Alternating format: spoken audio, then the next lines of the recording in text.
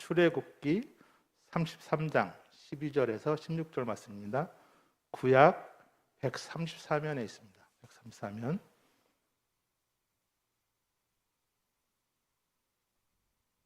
찾으신 줄 알고 교독하도록 하겠습니다. 모세가 여호와께 이르되 보시옵소서 주께서 내게 이 백성을 인도하여 올라가라 하시면 나와 함께 보낼 자가 내게 지시하지 아니하시나이다.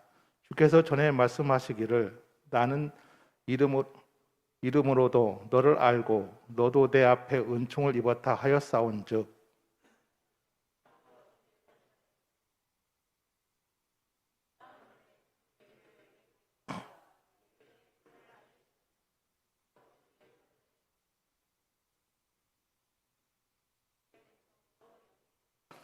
여호와께서 이르시되 내가 친히 가리라 내가 너를 쉬게 하리라.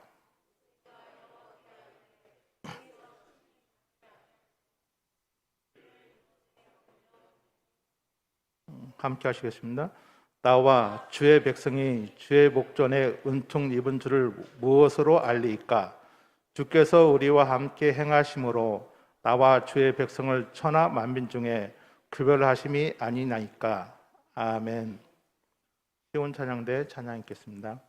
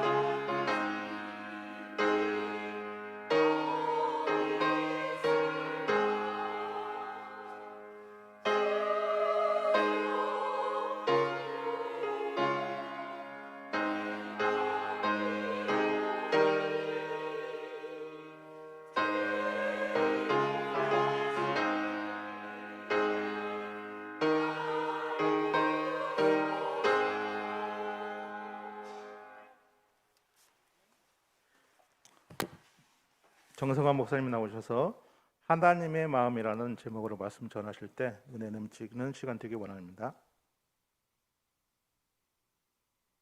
할렐루야. 우리 성가대 우리 성도님들 지난주에 무슨 일 있으셨습니까? 오늘따라 이렇게 찬양이 힘이 찹니다. 지난 한 주간 쉬셔서 그런가요? 지난주에 찬양대가 없으셔서 제가 좀 마음이 조금 허전했습니다. 우리 반주하시는 선생님은 평소 예전 선생님 맞죠? 바뀌셨나요? 평소 선생님 맞죠? 바뀌셨어요? 그러셨구나. 자, 제가 반주 지금까지 계셨던 선생님도 그렇고 오늘 오신 선생님도 그렇고 참 반주를 잘하신다는 생각이 듭니다. 피아노 잘 친다고 해서 찬송 반주 잘하는 건 아니거든요. 아주 힘이 있으십니다. 일부 예배 때는 그것도 모르고 막 칭찬을 했는데 예.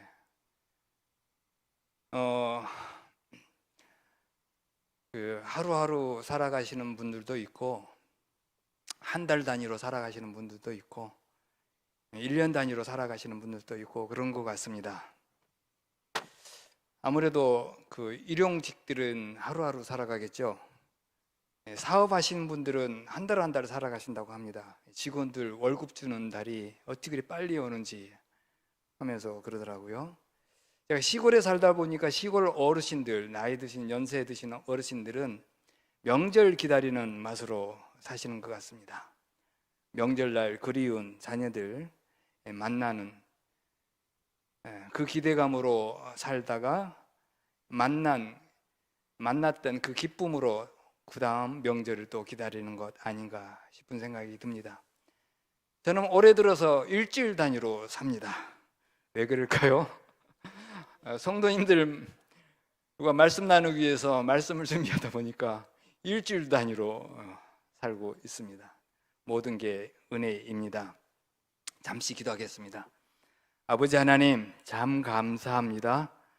오늘 이렇게 주의 성도들과 함께 말씀을 듣습니다.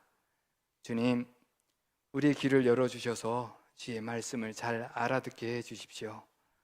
뿐만 아니라 주님의 말씀이 우리 삶 속에 깊이 뿌리 내리게 해주십시오. 감사드리오며 예수 그리스도 이름으로 기도드리옵나이다. 아멘.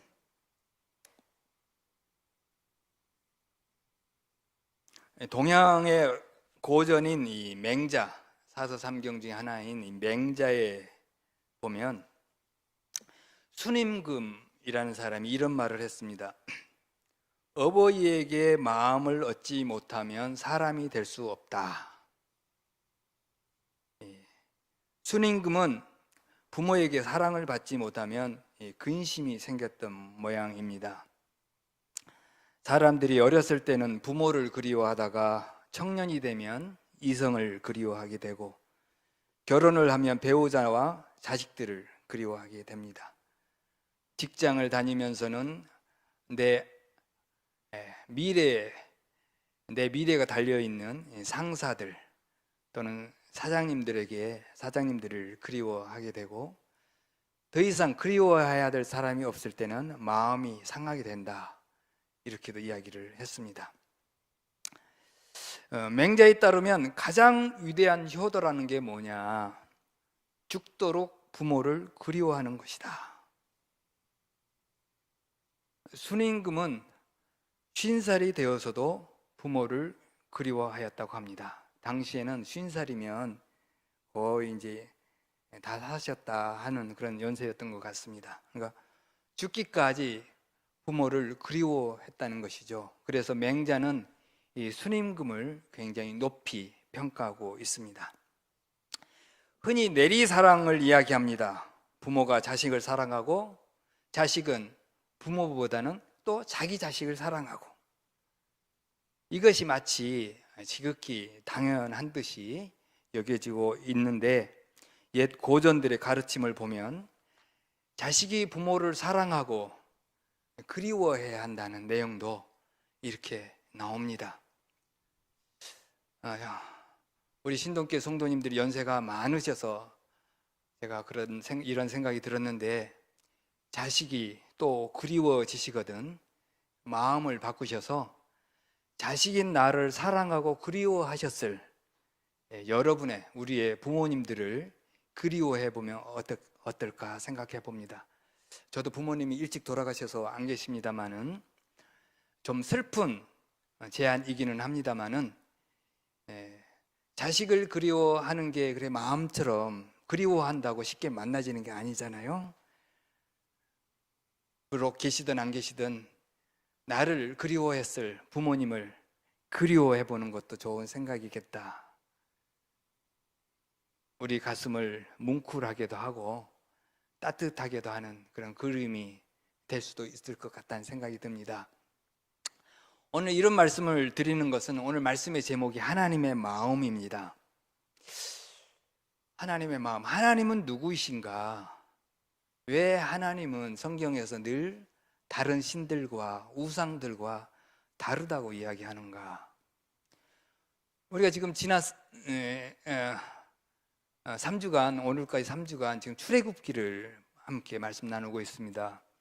4장 18절에서 20절까지의 말씀은 모세가 양손에 가족이라는 끈과 하나님의 지팡이를 붙잡고 애굽 땅으로 가는 그런 내용이었고요.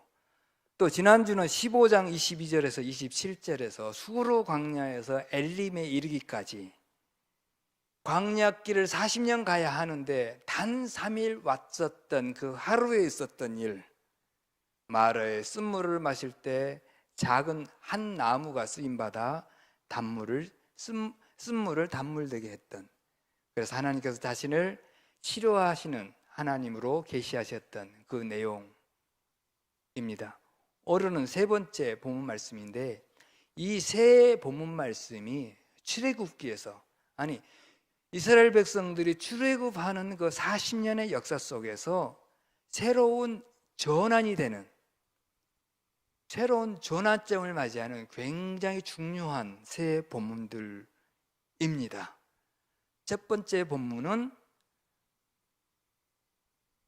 모세를 불러내는 장면이고, 두 번째 본문 말씀은 하나님께서 치료하시는 하나님으로 자신을 계시하면서 이스라엘 백성들을 어떻게 앞으로 함께 하시겠다라는 것을 보여주시는 사건이고, 오늘 이 본문의 말씀은 하나님께서 도대체 얼마만큼 하나님의 자녀들을 사랑하시는지, 하나님의 마음이 어떤 것인지, 왜 하나님께서 이스라엘 백성이 40년의 광야 생활 동안 이스라엘 백성들을 끊임없이 훈련시키시는지 하는 것을 아주 적나라하게, 그러면서도 간단 명료하게 보여주는 말씀입니다. 그 수르 광야에서의 사건은 40년 역사에서 3일째, 단 3일 지났을 때 일어난 일이라고 하면, 오늘 본문의 사건은 40년에서 3개월 지났을 때의 일입니다. 3개월 지났을 때, 이스라엘 백성들이 애굽 땅을 떠난 지 3개월 됐을 때 시내산이라는 곳에서 있었던 일입니다. 이 3개월 동안 이스라엘 백성들에게는 이런저런 크고 작은 일들이 많이 있었습니다. 수르 광야에서 마라의 쓴물을 단물로 바꿔주는 그런 놀라운 역사를 체험했는데, 곧 머지않아 이스라엘 백성들은 모세에게, 하나님에게 불평불만하는 것을 끊임없이 반복했고, 그때마다 하나님께서는 다시금 그 필요들을 채워주셨습니다. 심지어는 전쟁에서도 이기게 해 주셨습니다. 모든 필요를 채워주셨던 하나님, 심지어 전쟁에서도 이기게 해 주셨던 하나님, 그러나 하나님께서는 무엇보다도 끝까지 이스라엘 백성들에게 치료하시는 하나님으로 보여지기를 원하셨습니다. 마라의 쓴물이 단물이 되듯 이스라엘 백성들의 입에서 끊임없이 뱉어져 나오는 불평과 원망과 서러움 같은 쓴 뿌리들이 다 뽑혀 나오기를 원하셨습니다. 그리고 이제는 하나님께는 영광을, 땅에 사는 그들 모두는 서로 평화를 누리며 사는 진정한 하나님의 백성이 되기를 간절히 원하셨습니다. 그래서 하나님께서 스스로를 치료하시는 하나님이라 말씀하셨던 것입니다. 지난주 말씀에서 보셨듯이 하나님께서 이스라엘 백성들을 치료하시기 위해 두 가지 방법을 택하셨습니다. 하나는 그때그때의 필요를 채우시고 당면한 문제를 곧바로 해결해 주신 것입니다. 이를 위해 한 나무 같은 누군가가 하나님의 쓰임을 받았습니다. 오늘 또 하나님께서는 늘 이 한 나무를 부르시고 찾으시고 사용하십니다. 두 번째는 이스라엘 백성들의 옛 신분을 노예라 낙인 찍었던 옛 규례와 법도와 계명들을 폐기 처분하고 새로운 계명, 즉 하나님께서 정하신 규례와 법도와 계명 안으로 이스라엘 백성들이 들어와 살게 하는 것입니다. 하나님의 사랑과 이웃 사랑, 이 하나님 사랑과 이웃 사랑이 모든 삶의 근간이 되게 하는 것입니다. 사랑의 힘으로 살게 되기를 바라는 것입니다. 모든 문제의 해결이 거기에 있기 때문입니다. 바로 왕의 법은 이스라엘 백성들이 살아가며 만들어내는 모든 삶의 결과물들이 바로 한 사람에게 주어지도록 집중되도록 합니다. 그것도 폭력적으로. 그러나 여호와 하나님의 법은 이스라엘 백성들이 살아가며 함께 만들어지는 모든 결실들을 하나님에게 집중되게 하는 것이 아니라 모든 사람들에게, 함께 더불어 살아가는 모든 사람들에게 골고루 나누어지게 합니다. 무엇으로요? 사랑으로. 바로 이 여호와 하나님의 법을 이제 이스라엘 백성들은 출애굽 3개월째의 시내산에서 받는 것입니다. 하나님께서는 시내산에서 모세에게 하나님의 계명들을 가르치시고 그 핵심을 10가지로 추려 돌판에 직접 새겨주시기까지 하셨습니다. 그러면서 말씀하셨습니다. 이제부터 나는 너희들의 하나님이고 너희는 나의 백성이다. 이 모든 내용이 출애굽기 20장에서 31장까지 굉장히 길고 자세하게 기록되어 있습니다. 여러 날을 거쳐서 몇십 일을 거쳐서 모세는 금식까지 해가면서 받은 하나님의 사랑의 법들입니다.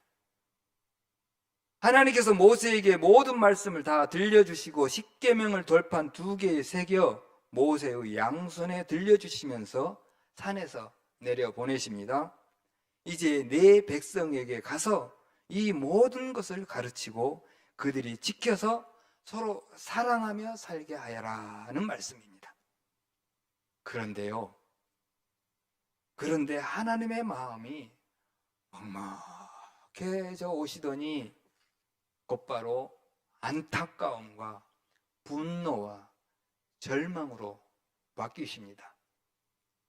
하나님께서는 모세에게 절규하시듯이 지금 저 산 아래서 이스라엘 백성들 사이에 벌어지고 있는 행태들을 고발합니다. 모세가 하나님께 고발하는 것이 아니라 하나님께서 모세에게 고발을 하세요. 3가지입니다. 내가 애굽 땅에서 인도하여 낸 내 백성이 부패하였다. 내가 그들에게 명령한 길을 속히 떠나 자기를 위하여 송아지를 부어 만들고 그것을 예배한다. 세 번째는 내가 이 백성을 보니 목이 뻣뻣한 백성이다. 목이 뻣뻣한 백성이다. 여러분, 길을 가실 때 앞을 똑바로 쳐다보고 가는 건 굉장히 중요합니다. 안 그러다가 전봇대 부닥칠 수 있습니다. 그러나 남이 봤을 때 목이 뻣뻣한 사람이라고 여겨지면 안 됩니다. 오해받으면 안 돼요. 그렇죠? 하나님께서 이스라엘 백성들을, 사랑하는 백성들을 목이 뻣뻣한 백성이구나. 이 말에 모든 것이 다 우리 주님의 마음이, 그 속상하셨던 마음이 다 들어있습니다. 그러면서 하나님은 지금까지 이스라엘 백성에게 세우셨던 모든 계획을 포기하시고 새로운 계획을 모세에게 말씀하십니다. 32장 10절에 보면 내가 하는 대로 둬라. 모세에게 말합니다. 내가 하는 대로 둬라. 내가 그들에게 진노하여 그들을 진멸하고 너를 큰 나라가 되게 하리라.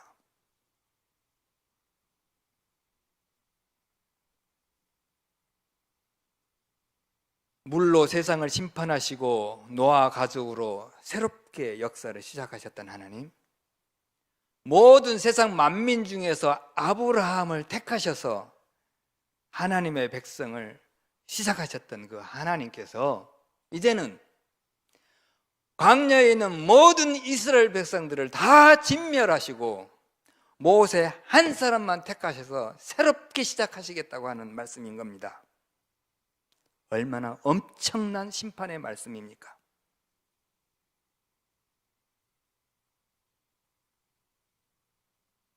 이 대목에서 하나님께서 이스라엘 백성에게 얼마나 화가 나셨고 속상하셨는지를 알 수 있습니다.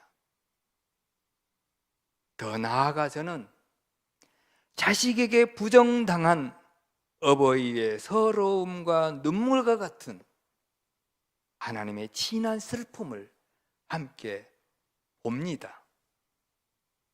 세상에 살아가면서 부모가 겪을 수 있는 가장 큰 서러움이 있다면 뭐겠습니까? 직장에서 잘린 거 서럽습니다. 몇 날 며칠 가죠. 분하죠. 남편이나 아내에게 무시당한 거 서럽습니다. 내가 이러려고 저 사람하고 결혼했나 오래 갑니다. 자식에게 부정당했을 때는 가슴에 못이 박혀서 뽑혀지지를 않습니다. 그렇지 않던가요? 하나님인들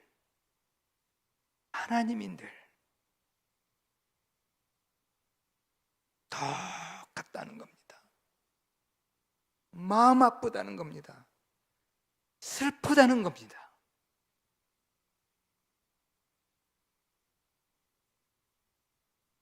아직 이스라엘 백성들이 실제로 어떤 상태인지 보지 못한 모세는 뭔가 일이 심각하게 돌아가고 있다는 사실을 알아챕니다. 그리고는 진심을 다하여 하나님께 간구합니다. 화를 거두어 주시라고. 하나님께서도 모세의 마음을 받으시고 화를 거두셨습니다.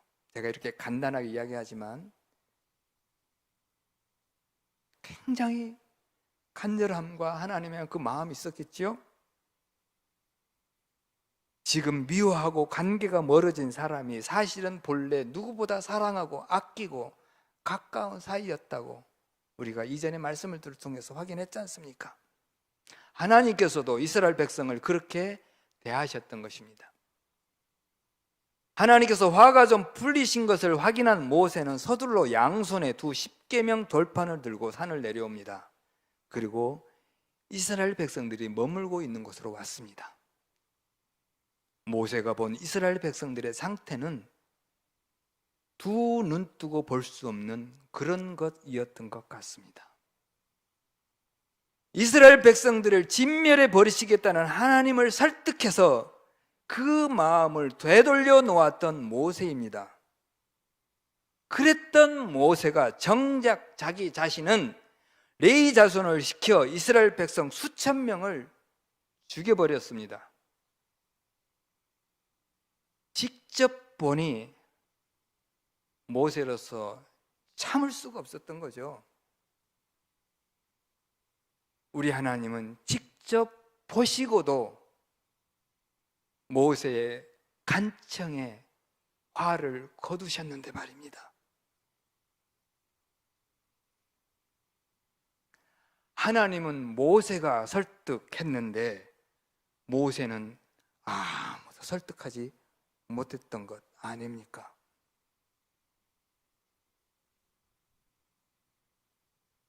우리 중에 고집센 사람이 있습니다. 아무리 어르고 설득해도 죽어도 설득당하지 않는 사람이 있습니다. 그런데 우리 하나님은 여러분과 저에게 설득당하십니다.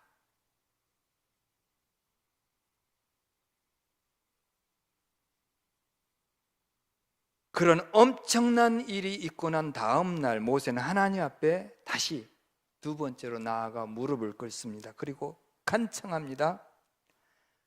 이스라엘 백성들의 죄를 용서해 주십시오. 용서하시지 않으시려거든 주님께서 기록하신 책에서 내 이름을 차라리 지워 주십시오. 모세가 무슨 마음으로 그런 말을 하나님께 드렸을까요? 이스라엘 백성들의 죄를 알 뿐만 아니라 모세 자신이 지금 어제 무슨 일을 했는지를, 얼마나 큰 일을 했는지를, 하나님도 안 하신 일을 했는지를 알아차린 거예요.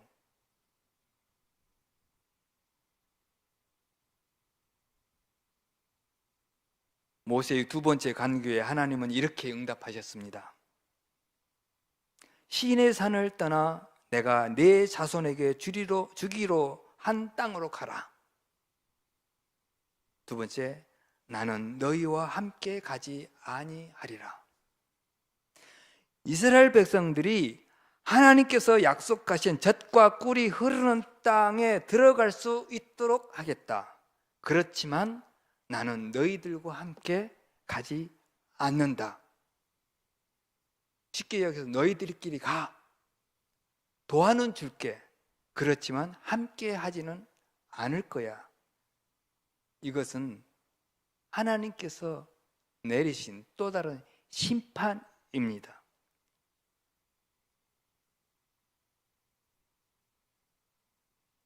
도대체 하나님께서는 무슨 마음이시길래 이렇게 말씀하셨을까요? 이미 분노는 거두셨지만, 심판은 거두셨지만 슬픔은 가시지 않으셨다는 뜻입니다.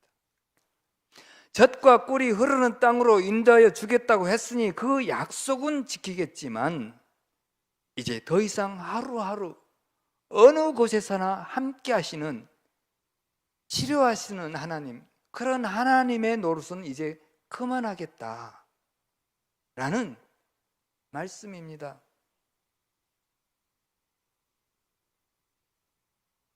이렇게 비유해 보면 어떻겠습니까? 과정이야 어떻든 원하는 결과만 얻으면 하나님이든 부처님이든 아니 무당이든 점쟁이든 아무런 상관없는 현대인들, 곧 왜곡된 신앙인들의 삶은 아닐까요?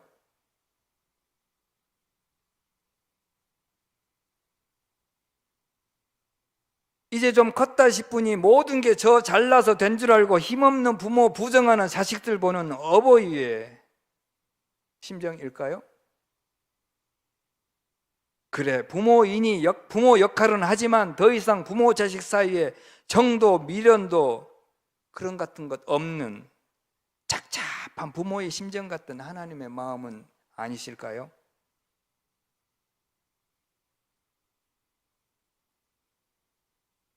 오늘 함께 읽은 본문 말씀은 이런 상황에서 모세가 다시 하나님께 나아가 세 번째로 간청하는 내용입니다. 모세는 세 가지로 간곡하게 하나님께 말씀드립니다. 첫 번째, 12절. 주께서 내게 이 백성을 인도하여 올라가라 하시면서 나와 함께 보낼 자를 지시하지 아니하시나이다. 내용상으로 보면 백성을 인도할 때 저를 도와줄 사람을 주님께서 아직 안 정해 주셨습니다 하는 내용입니다. 하나님께서 이제 저희들끼리 가라고 하셨는데 저를 도와줄 사람이 없습니다. 정해 주십시오 하는 내용입니다. 그런데 실제로 모세가 하나님 앞에 하나님께 드리고 싶었던 말씀은 이것입니다. 하나님, 저를 잘 아시지 않습니까? 저도 이젠 지치고 힘들어 더 이상 아무 일도 못하지 않습니까? 아시지요? 그렇습니다. 지금 모세도 주저앉았습니다. 하나님만큼은 아니더라도 모세도 지금 슬픔이 깊은 것입니다. 13절에 또 이렇게 간청합니다. 내가 참으로 주의 목전에 은총을 입었사오면 원하건대 주의 길을 내게 보이사 내게 주를 알리시고 나로 주의 목전에 은총을 입게 하시며 이 족속을 주의 백성으로 여기소서. 다시 내용을 줄이면 주님의 길을 내게 보여주시고 이 족속으로 주님의 백성으로 여겨주십시오 하는 내용입니다. 이 말에서 모세가 하나님께 드리고 싶었던 말씀은 이겁니다. 주님께서 우리랑 같이 가시지 않으시겠다고 하셨으니 이제 주님이 가시는 길과 나 모세와 이 백성들이 가는 길이 다릅니다. 그렇죠? 그런데 주님은 제가 가는 길을 알고 계십니다. 그러나 저는 주님이 가시는 길을 모릅니다. 주님이 가시는 길을 제게 가르쳐 주십시오. 왜요? 제 길을 안 가고 주님의 길을 가겠습니다. 제 길을 안 가고 주님의 길을 가겠습니다. 그런데 저 혼자 안 가겠습니다. 이 백성들, 불쌍한 이 백성들, 주님 앞에 패역한 이 백성들, 목이 뻣뻣한 이 백성들도 데리고 함께 가겠습니다. 이 말입니다. 내 길이 아니라 주님의 길을 가겠습니다. 나 혼자가 아니라 이들과 같이 가겠습니다.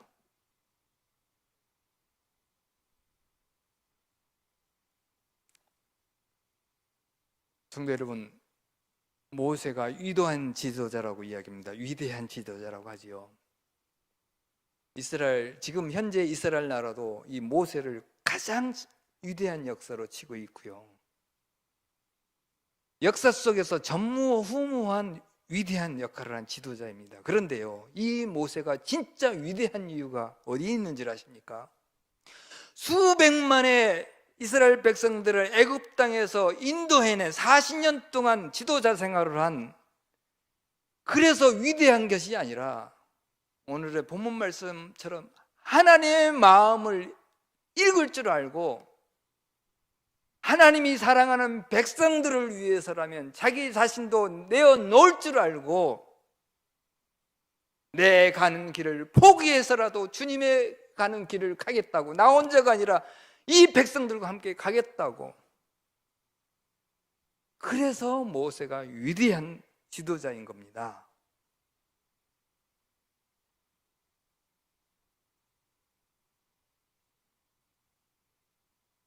주님의 마음을 읽는다는 것은 무엇일까요? 모세는 그걸 압니다. 하나님께서 이스라엘 백성에게 진노하신 이유가 무엇인지 그걸 알고 있고요.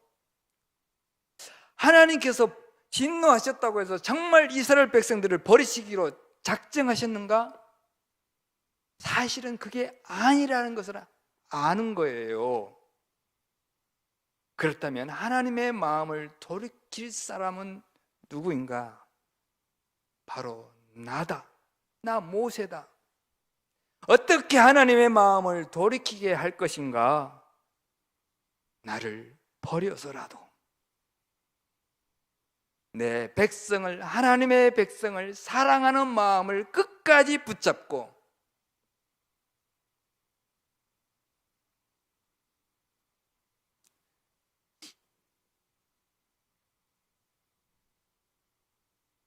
하나님은 모세의 마음을 받으셨습니다.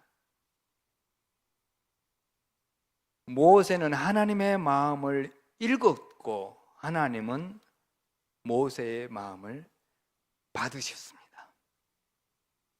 성도 여러분, 언제 가장 행복하십니까? 어떤 사람을 늘 가까이 두고 싶으시던가요? 어떤 자식이 더 마음이 가든가요? 내 마음을 읽어주는 사람 아닙니까? 내 마음을 읽어주는 사람.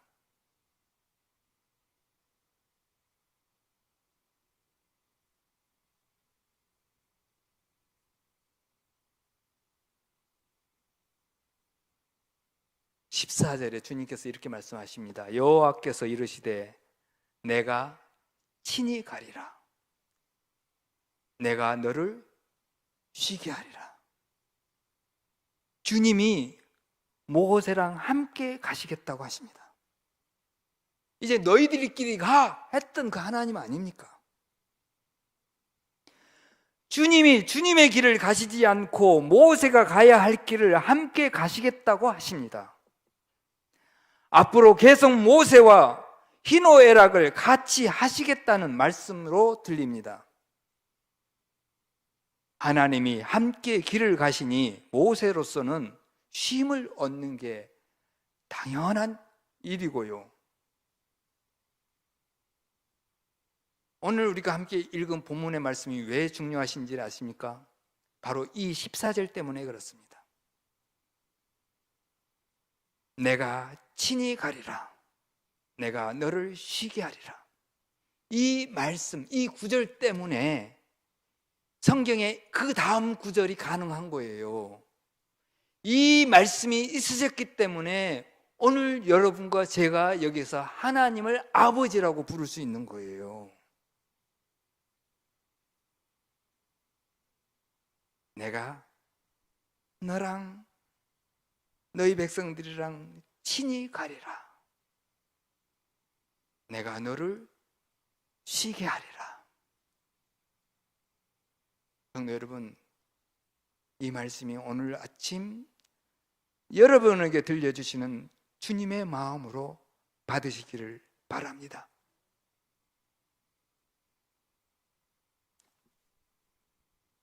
이 말씀을 들은 모세, 다시 힘을 내어서 하나님께 한 가지 더 간청을 합니다. 15절 16절입니다. 주께서 친히 가지 아니하시려거든 우리를 이곳에서 올려보내지 마옵소서. 주께서 우리와 함께 하심으로 나와 주의 백성이 천하 만민 중에서 구별되는 게 아니겠습니까? 모세가 주님의 마음을 몰라서 이렇게 이야기한 것이 아니라 알기 때문에 한 것입니다. 주님의 마음을 알아들이고 확인한 것입니다. 하나님의 마음을 얻으려 했던 모세, 맹자에 나오는 순임금처럼 하나님을 죽도록 그리워한 모세,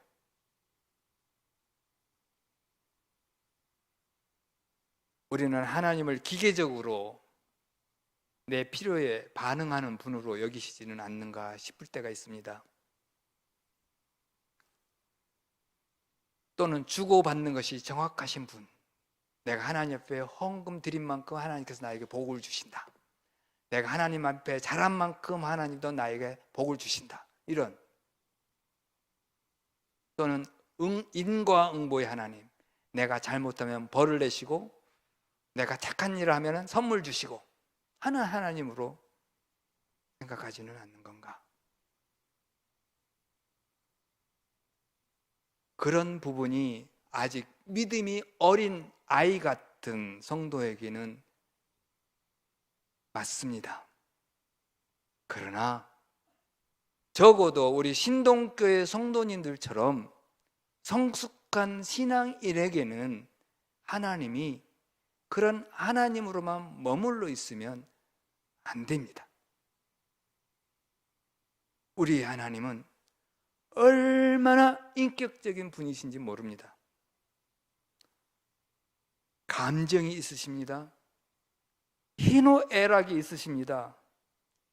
슬픔이 있고 아픔이 있고 기쁨이 있고 즐거움이 있으십니다. 사랑하는 자녀가 깊은 슬픔 가운데 있을 때 아무 말 없이 함께 슬퍼해 주시는 분이시고요. 사랑하는 자녀들이 기뻐 뛸 때 함께 기뻐하시는 분이세요.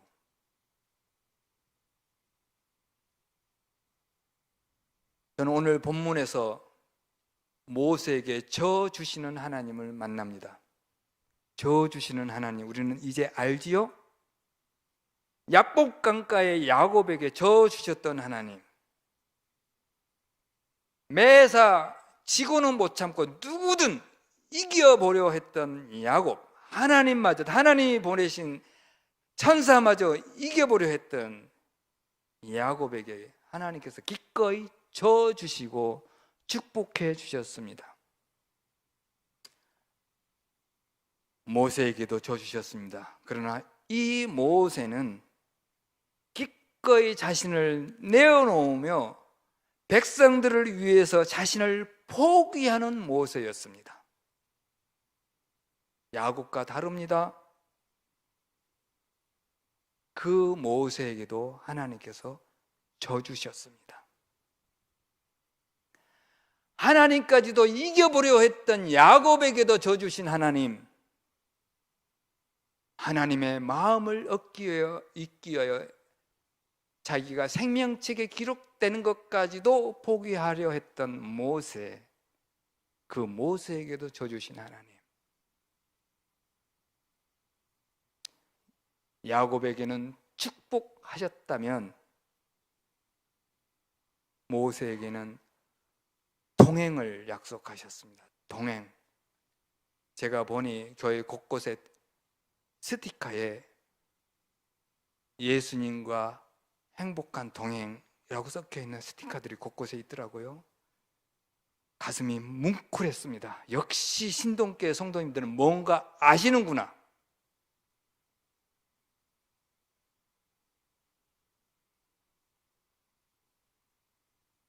성도 여러분, 야곱이 받은 축복도 우리가 살아가는데 중요합니다.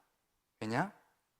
마라의 쓴물을 단물로 바꿔야 하기 때문입니다. 그러나 더 중요한 것은 모세에게 하셨던 동행의 약속입니다. 내가 친히 너랑 같이 갈게. 내가 이 세상 사는 날 동안 나에게 오는 그날까지 내가 너와 함께 할게. 너와 동행할게. 여러분,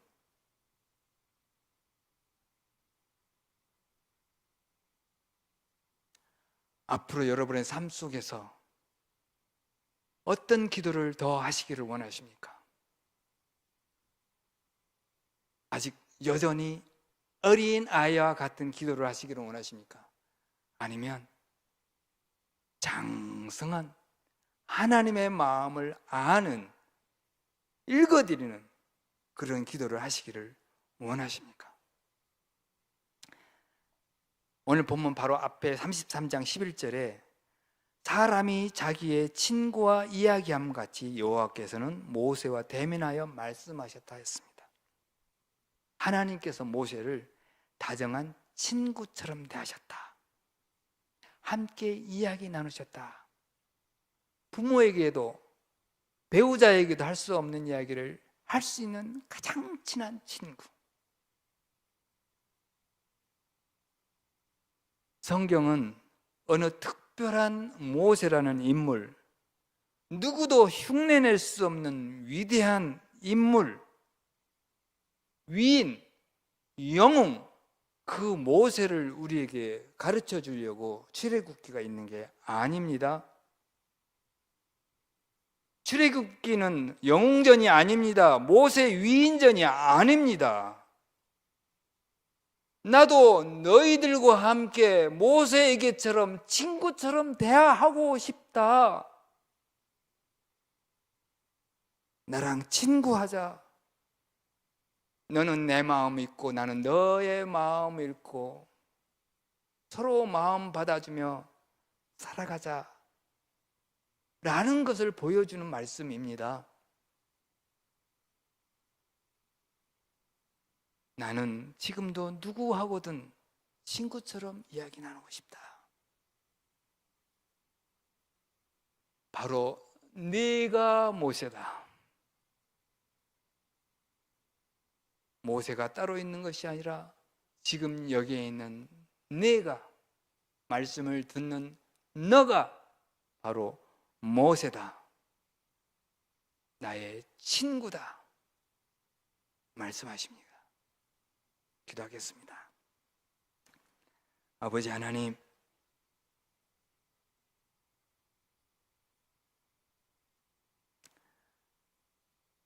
주님의 마음을 읽으며 우리와 동행하시는 하나님을 그리워하며 사랑하며 살아가게 해주십시오. 이제는 내 자신을 위하여, 내 가족을 위하여, 사랑하는 이들을 위하여 기도할 때 야곱의 기도도 함께 하지만 모세의 기도도 함께 할 수 있게 해주십시오. 하나님께서 내 삶에 동행하는 것이 내가 이 땅에서 누릴 가장 큰 복임을 알게 해주셔서 감사합니다. 예수 그리스도 이름으로 기도드립니다. 아멘.